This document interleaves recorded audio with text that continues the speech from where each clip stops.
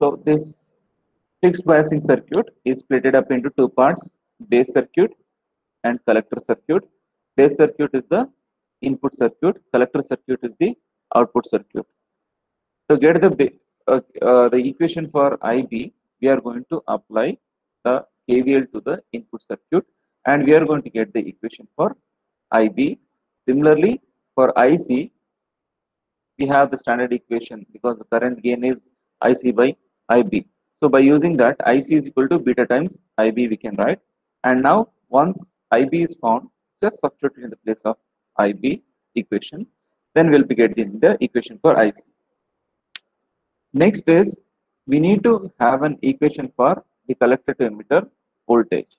So for that, we need to take the collector circuit. Collector circuit means the output part. This portion of the circuit is considered to apply the KVL. So when you apply KVL to this output circuit, then VCC minus ICRC, here we have a potential difference between these two terminals. So it is VCE taken as VCE. So VCE is equal to 0. So rearrange this. VCE is equal to VCC minus ICRC. This is the equation, third equation we are having, and this equation is going to give us the collector to emitter voltage. So this, whatever the equation, whatever the formulas or whatever, suppose you are given with the values for VCC, VB, RB, beta and all, then you are going to find IC. So the IC which you are going to find in this method, the method whatever we discussed now, in this method, if you are going to find out the collector current, then that collector current is known as ICQ. This is the collector current of the collector current of operating point. Here, whatever we obtain VCE, this VCE is taken as VCEQ because this is the collector to emitter voltage of the operating point. Because as we have seen, when we plot a DC load line, we get this operating point, and this operating point is having two values. One is collector to emitter voltage and the other one is IC. So this IC and VCE obtained by this method. But to plot this DC load line, what we do? Yesterday, I mean, in the last class, I think we have discussed about this. So first we take VC equals to So 0 first we and then take we the current to 0 and then next we put find VCE. Then we take voltage equals to 0 and find current, and then we yes, pass get the 2 points and we pass the line through that. So we will take same equation number 3 and we take the x-axis point as 0, that is x-axis point is VCE as 0. So and we rearrange, then we will be getting an equation for IC. That value, whatever we obtain after substitution, that value we are going to mark here. Similarly, to have a point along VCE, we are going to substitute y-axis value as 0. Y-axis value is IC. When IC is 0, we will get VC is equal to VCC. That we are going to plot it here. Then join this line, that becomes the DC load line.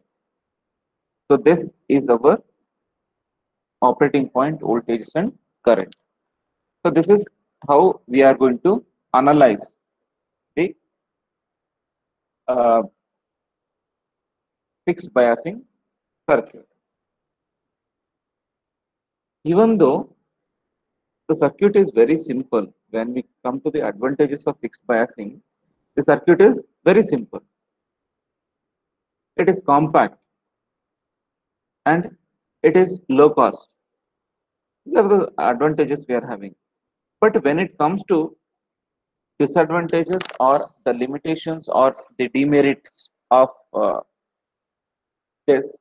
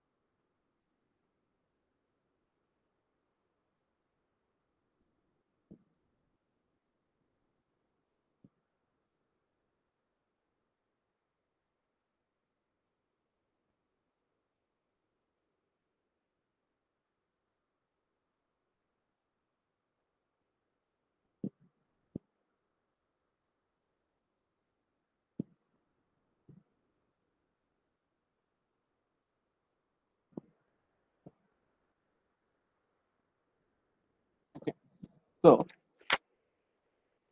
in fixed biasing, as we have seen all these advantages, coming to the disadvantages, here we are having a single resistance. We are having a single base resistance. When you have a single base resistance, then if there is any changes in that base resistance, automatically what happens? The input the base voltage is going to fluctuate. When base voltage is going to fluctuate, the base current is going to fluctuate. Finally, it will fluctuate the collector current. As we know, in the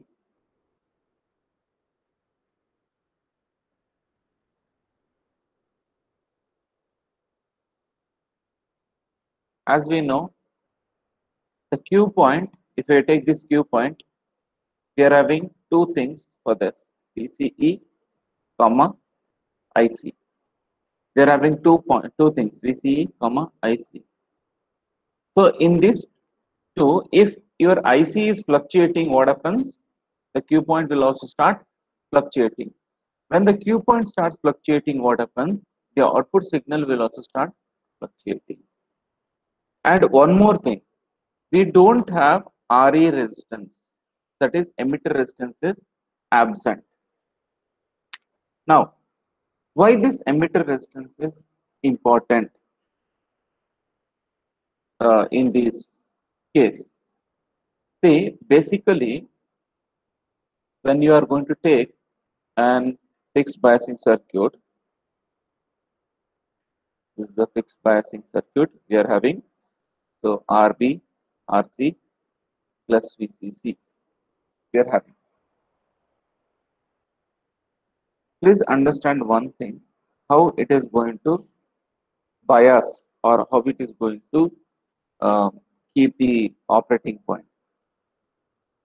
So when plus VCC is being given, during that time, the DC current, that is collector current, is going to flow to this transistor and it starts shifting its operating point.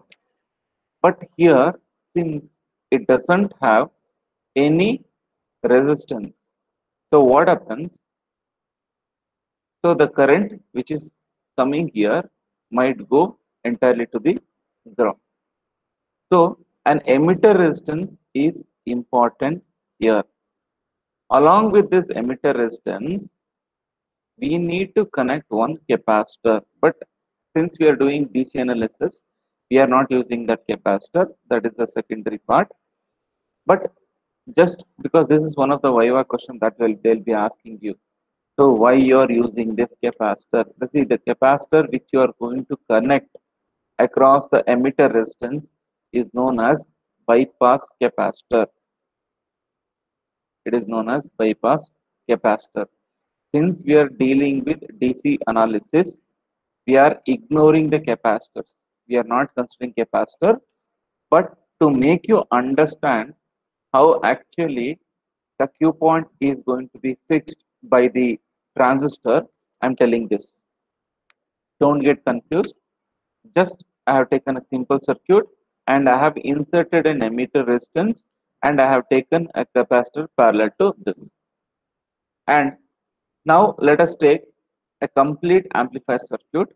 So now I am going to add AC signal. See, from here the AC signal is coming. From here the DC signal is coming. And yesterday we have discussed the supply which is responsible in fixing the operating point.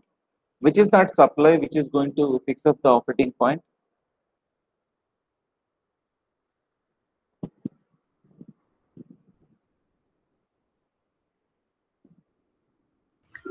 Plus VCC. Plus VCC is the supply.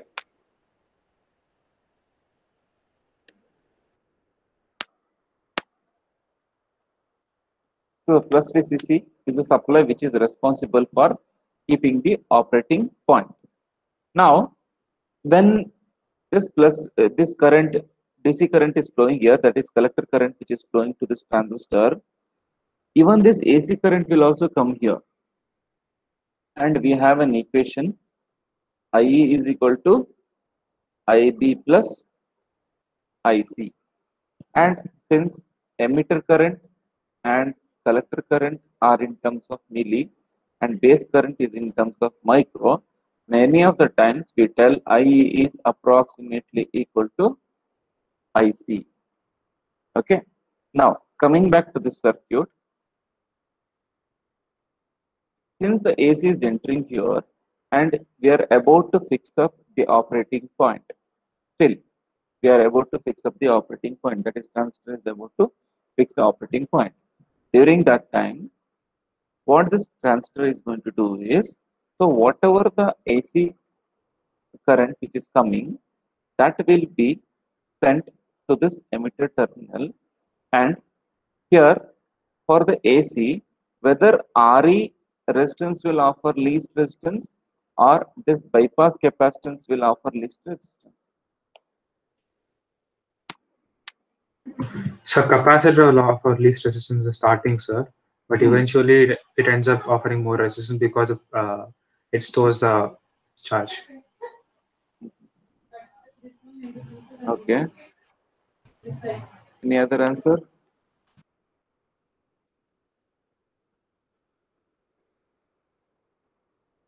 For the AC current which is coming, whether the emitter resistance is offering more resistance or the capacitance is going to offer more resistance. So for AC current, emitter will give no, sir. Because capacitor will allow AC current to flow through it. It blocks the DC current. So it will be less resistance for the AC current and high resistance for the DC current. Good. So resistor will offer more resistance, RE. See, when it comes to AC, the capacitive reactance will be less for AC. It almost offers zero resistance. But when you are passing DC current, it offers high resistance. That's why we tell it acts as an open circuit. Now, whatever the current now transistor has, see, now transistor has DC as well as AC. But now it has to first fix up the operating point. So that's why whatever the current which is coming, AC current which is coming here, it is going to bypass it to the ground. Through this capacitor, it is going to bypass it to the ground. Across RE, only the DC current will be there. So when only DC current is there, during that time, what happens? Since DC current is fixed, it is constant, our emitter current will be constant, even collector current will also be constant. So this is how bypass capacitor is going to help the transistor to keep the operating point at a given region. Usually common emitter configuration is used, means in which region we would like to fix the operating point.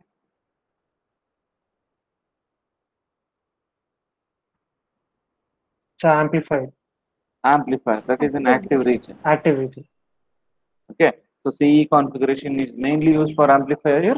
So it will be, we wish to keep the operating point in the active region. Okay, so for that purpose, we need a resistance, we need a capacitance. But since we are doing DC analysis, we will not consider capacitor, because if you consider capacitance, what happens? In DC analysis, if you consider capacitance, what happens? So it won't allow the current to flow. It won't allow current to flow. It offers very high resistance. Yes, sir. Compared to the emitter resistance. So that's why we are going to just ignore that. So we are going to ignore that, and we are going to consider only the resistors. Okay. So the drawback in fixed bias is it is having a single base resistance. If there is any change in the small variation in the base resistance, the base voltage will change. If the base voltage is going to change, then collector current is going, base current is going to change. When base current is going to change, collector current is going to change because they are directly proportional to each other. When collector current is going to change, it is going to disturb the operating point. When operating point is disturbed, then output will be disturbed. That means output will be fluctuating. That is one. And emitter doesn't have any resistance. Because of that, we might not get the constant or a fixed collector current for the operating region. So, to overcome all these problems, go for emitter stabilized bias.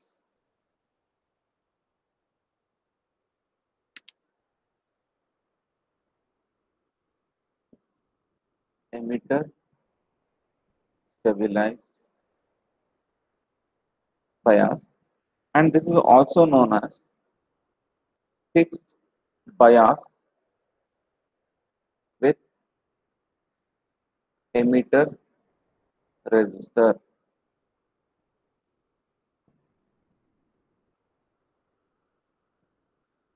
Okay, so in the circuit there is no change. Only small change what we have is in the place of emitter, near to emitter, we are going to just add one extra resistance. That becomes emitter stabilized bias. We are stabilizing the emitter. When you stabilize the emitter, what happens? Emitter current will be stabilized. When you stabilize that emitter current, automatically the collector current is going to be stabilized. When the collector current is going to be stabilized, then the operating point will be stabilized. When operating point is stabilized, output will be stabilized. All of you understood what I'm telling? See, when emitter is stabilized, emitter current will be stabilized. What do you mean by stabilization? So there won't be much of a fluctuation between the. Yes. So there will be no fluctuation. It will be constant.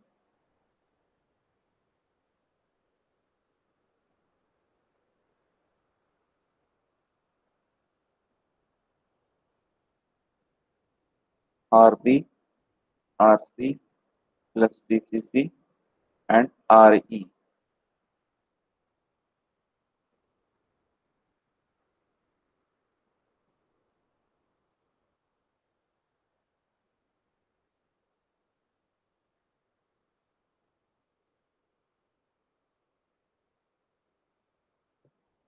So what do you call this two capacitors as? Coupling capacitor. Okay. See, in the exam, in the problem, to just confuse you, they'll give you like this. Two capacitors, they're going to add up at the both the ends, and they're going to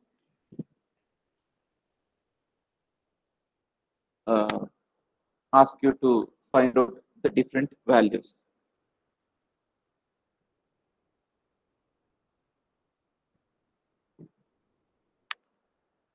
So now we are going to discuss about emitter stabilized bias IC, and here we'll be having IE, here we'll be having IB. So since we are working on DC analysis, the capacitor has to be removed. So we don't need the capacitor because in DC analysis that is not being considered. The same way, whatever we did for fixed bias, here also we do the same thing. We are going to split up this into two parts. One is the base circuit and other one is the collector circuit. The collector base circuit means the input circuit, whatever we are having. This is the base circuit.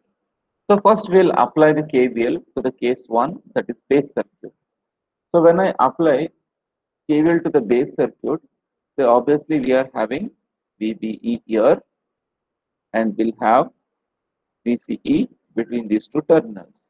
When you consider this base circuit and apply KVL, then we get VCC minus IBRE minus VBE minus IERE is equal to 0.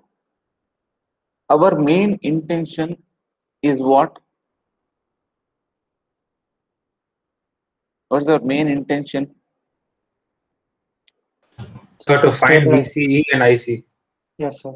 VCE and IC. Yes, sir.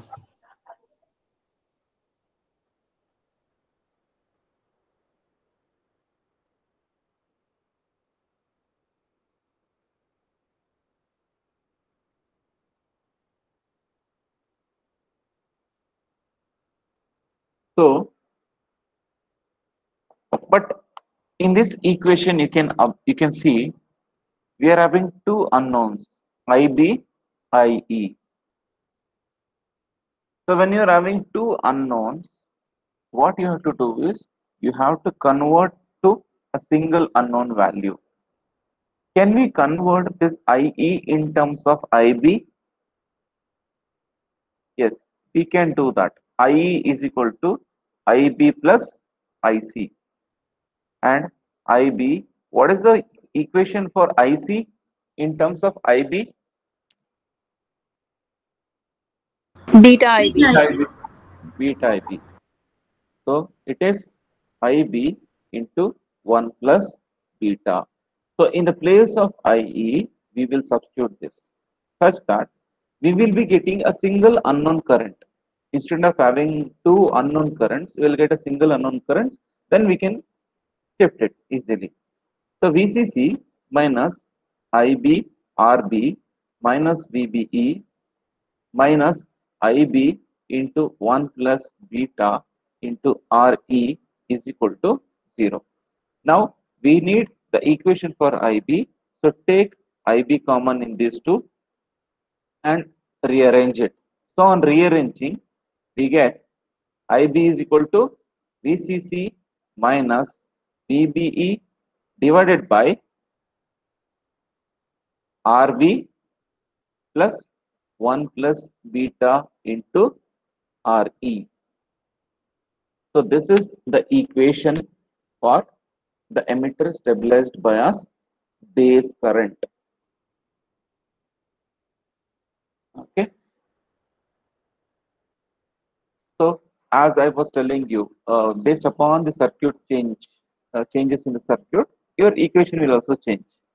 So just by adding emitter resistance, we got one more parameter.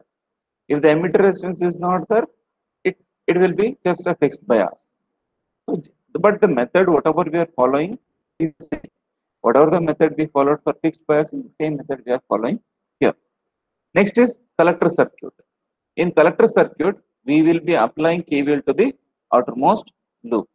So on applying KVL to the outermost loop, we will be getting VCC minus ICRC minus VCE minus IERE is equal to 0. Yes, before that we need we will be rewriting the equation for IC. So IC is equal to beta times IB. So beta into VCC minus VBE divided by RB plus 1 plus beta into RE. So this is the equation for the collector current. Now VCC, coming to this, VCC minus ICRC, and we are having two unknown currents again. And you know that this equation is further used in one more major task which we take up in the graphical analysis. May I know what it is? So to find the cutoff and saturation points. Find the load line. Yes.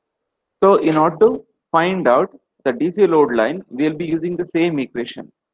But that DC load line is obtained by considering the collector current as well as the collector to emitter voltage only. And in the equation also, we are having, we must have only two unknowns. That is, one is IC and other one is VCE. But here we are having two unknown current itself. So now again what we need to do is, we need to convert this unknown current, two unknown currents to a single unknown current. To do this, we will be using our basic equation. IE is equal to IB plus IC. And many times we have already discussed that IE will be in terms of milliampere, IB will be in terms of micro, and IC will be in terms of milliampere. So now, according to that, since milli are almost equal, but this is in terms of micro, when you compare micro with respect to milli, micro is negligible. So when base current is negligible, we are going to consider IE is approximately equal to IC. Now, in the above equation, VCC minus ICRC minus VCE minus ICRE is equal to 0. See, now we got a single unknown current, so it will be easy for us to plot the graph, right? So now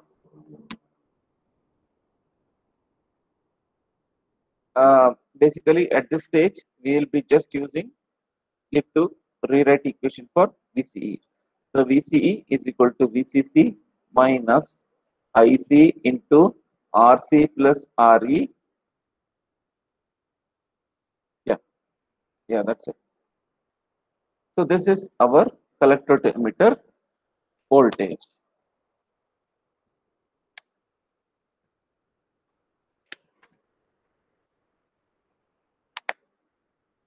And also one more thing, when you compare this 1 plus beta, how much will be the beta usually?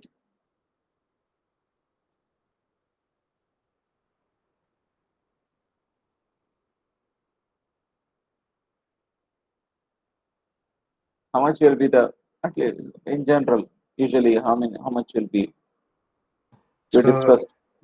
Around 100, sir. 100. Okay, 100. So at least 2 digits or 3 digit number, right? So beta is very, very high compared to 1, right? When you compare Yes, 100 with 1, this is very, very high. Based on this, we can simplify this equation as VCC minus VBE divided by RB plus beta RE. We can ignore 1 because when 1 is compared to 100 or 200, 400 like that, it is almost negligible. It doesn't make much of a difference in the value. So we can neglect that and we can write the equation like this.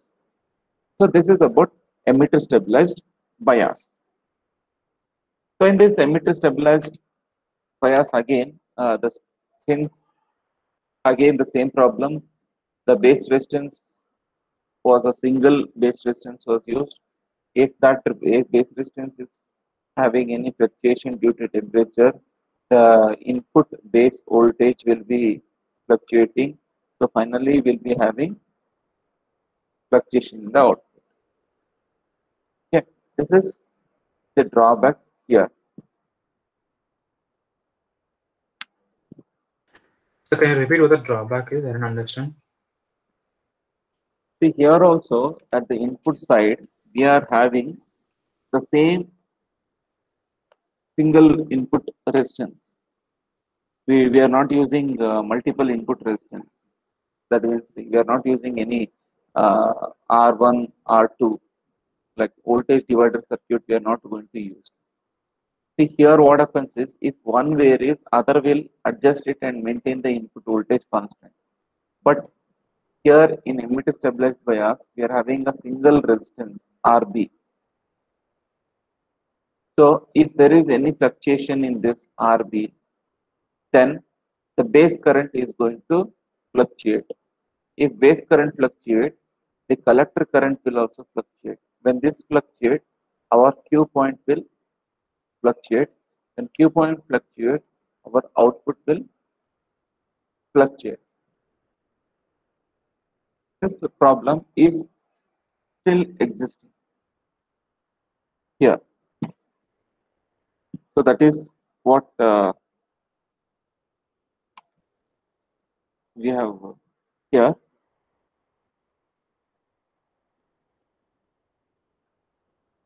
And one thing here, as I told you, IC is equal to beta times IB.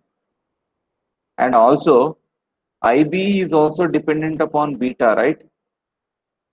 If we check the equation, IB Yes, is sir. also dependent upon beta. Yes, sir. And Yes, if sir. beta is constant, see, there are two options. Let me know how much you have understood. Is this beta constant for all the transistors, or is this beta changes from transistor to transistor? Sir, it's So change change from from transistor transistor to to transistor. transistor. Changes from transistor. Okay. Each transistor will have its own beta value. Sir. Yes, See, sir. even I'll take SL100. This is one SL100, and I'll take one more SL100. So, Even though I'm taking the same kind of transistors, no, even sir. though, huh? For No, no, different, no, just I'm telling you. Wait. See, even though I'm taking same transistor, same kind of transistors, do you think the semiconductor devices are identical 100%? No, sir. No, sir. There will be small changes. no, sir. There will be small changes. Yes, sir. Theoretically, they will tell you, yes, this gives you 100. This might give 100, or this might give 101. This might give 100, or it might give 98. It may not be exactly the same. When a single unit gain is going to vary, that makes a change in the collector current, and that makes a change in base current, because from the equation you have seen, we have got VCC IB is equal to VCC minus VBE divided by RB plus beta times RE. So if initially while designing, let us take while designing, I have taken SL101. I have designed, everything is done, and now the circuit is working. So now what I will do is, just I am going to replace, the rest of the circuit is same. I'm just replacing that transistor which I had used previously with this second transistor. Now what I should do? Can I still continue with the same calculations? No, sir. Calculations will differ. Calculations will differ also. So because small change in beta also leads to larger changes in IC and IB. So you have to recalibrate according to that. Yes. This is one of the major drawback in this stabilized bias, because the base current also depends upon the current gain. So if you are going to replace the transistor from one to another, again the gain is going to change. When gain is changing, the base current and collector currents are going to vary. So we need to redo the calculations again and again. So this is one of the major drawback what we can see in emitter stabilized bias. Is it clear? Yes, Yes, sir. sir.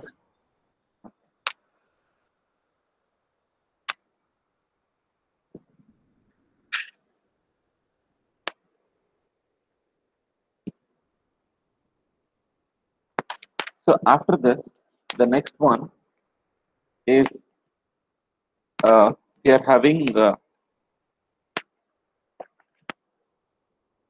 third one, collector to base bias. Collector to base bias. Say this collector to base bias, whatever we are having, as the name itself tells, collector to base bias. The skeleton remains the same. The skeleton remains the same. We have a base resistance RB plus VCC. See, one terminal of RB is connected to this base. Other terminal of RB, where we had connected in our previous case, previous two cases we have seen.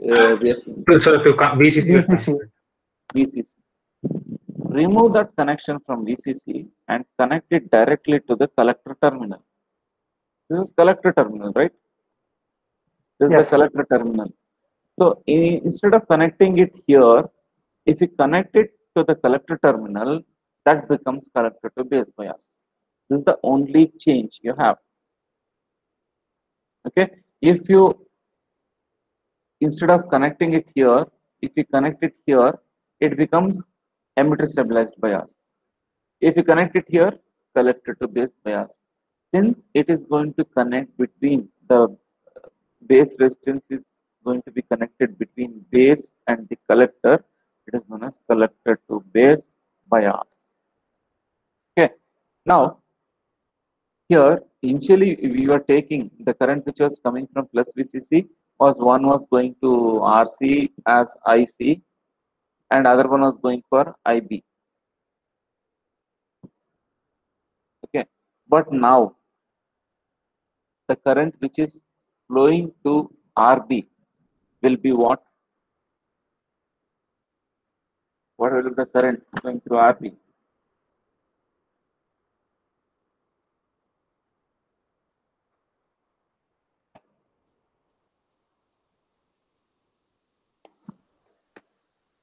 Is it directly IB? Can we take directly IB? No, sir, it's not directly IB. So there will be a part So of it will collector be current also. So it will be IB minus IC. Yes, sir. IB minus IC. Okay.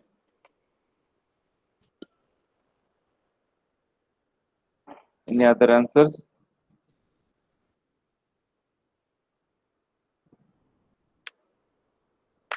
Okay, then tell me, what is the current across RC then? IC only? Yes, sir. Yes, sir. Yes, sir. Current across RC will be IC plus IB. Okay. In this IC, because the total current is flowing through RC, at this particular point, it is going to give out the IB current. Can I write like this? Instead of taking IC minus IB, Yes, can I sir. write like this? See, Yes, the sir. total current is this one. Total current is flowing through RC. Total current is IC plus IB. At this part, IC flows further. IB is going to split up here. Yes, sir. So this is the collector to base bias circuit arrangement we are having. In this, again we will be finding out the equation for the input circuit and output circuit, and we'll find out the VCE value, and afterwards we'll be going on for the voltage divider bias. Okay, so that we can do it in the next class.